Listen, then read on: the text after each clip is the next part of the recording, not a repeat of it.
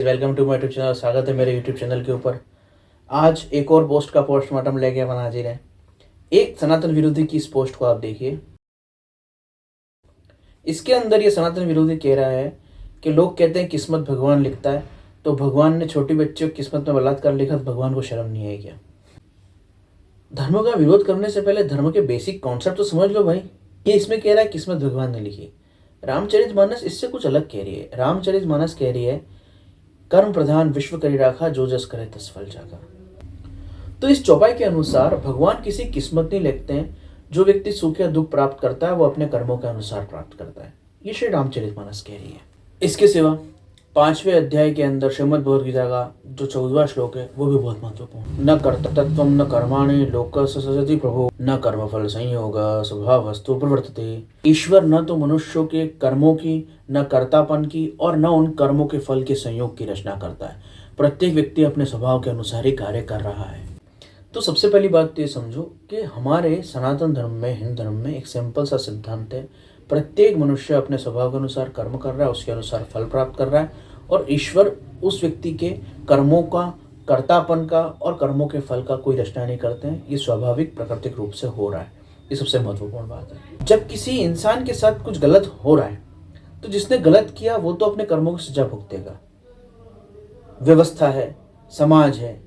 अगर उस समय, जिस समय वो आदमी गलत कर रहा है, वहां पे कोई भी दूसरा व्यक्ति हो जो समझदार हो, कुछ लोग हों, तो वो गलत करने वाले व्यक्ति को वही मार पीट देंगे और ठिकाना लगा देंगे। परंतु वो चोर हृदय का, नीच प्रवृत्ति का व्यक्ति मौका पाके, अवसर पाके गलत काम करता है। जिसके साथ गलत हुआ है उसकी बेचारे की कोई गलती नहीं है। स्वाभाविक सी बात है, उसकी क्या गलती, उसके साथ तो अपराध हो गया। लेकिन जिसके साथ अपराध हुआ उस व्यक्ति की ये लापरवाही तो है ही। जिसके साथ चोरी होती है, धोखा होता है, लूट होता है, उसकी कोई गलती नहीं होती, उसके साथ हो जाती है इस चीज। परंतु अगर कोई व्यक्ति सावधान रहे तो इस चीजें नहीं हो सकती। ये भी तो एक सत्य है। अगर जो व्यक्ति सावधान रहते हैं, सतर्क रहते हैं, सामने वाले के भाव को, विचार को भांप लेते हैं, वो इस चीजों से बच जाते हैं। ये भी तो एक सत्य है। तो हम हमारी गलतियों, हमारे कर्मों का ही फल भुगतते हैं, चाहे वो दुर्घटना के रूप में हो, चाहे वो कुछ अच्छे के रूप में हो। ये स्वाभाविक हिंदू धर्म का सिद्धांत है।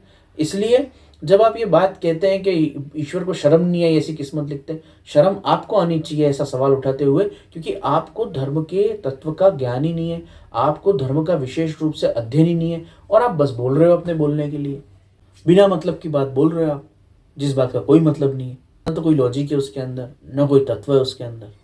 लोगों की किस्मत जिसको आप कहते हो, किस्मत होती क्या है? हमारे सनातन धर्म का सिद्धांत है कि जो व्यक्ति के विचार होते हैं वैसी वो इच्छाएं करता है।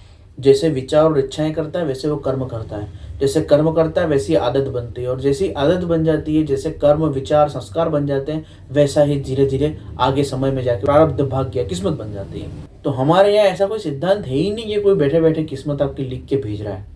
कर्म के अनुसार हो रहा है, स्वाभाविक सी बात है। और इस स्वाभाविक से शास्त्र का ज्ञान है जिसके आपने अध्ययन ही नहीं किया, जिसको आप समझते ही नहीं और प्रश्न उठा रहे हो। बस क्यों? क्योंकि आपको हिंदू धर्म से नफरत है, सनातन धर्म से नफरत है। कोई नास्तिक हो जाए आपको चलेगा, कोई धर्मांतरित हो जाए आपको चलेगा, लेकिन कोई हिंदू नहीं होना चाहिए। ये आपकी नफरत है। और इस नफरत के कारण ही आप ऐसे बेसिर पैर के, बिना आधार के, व्यर्थ के, मूर्खतापूर्वक प्रश्न उठाते हो जिनका कोई बेस ही नहीं बनता है।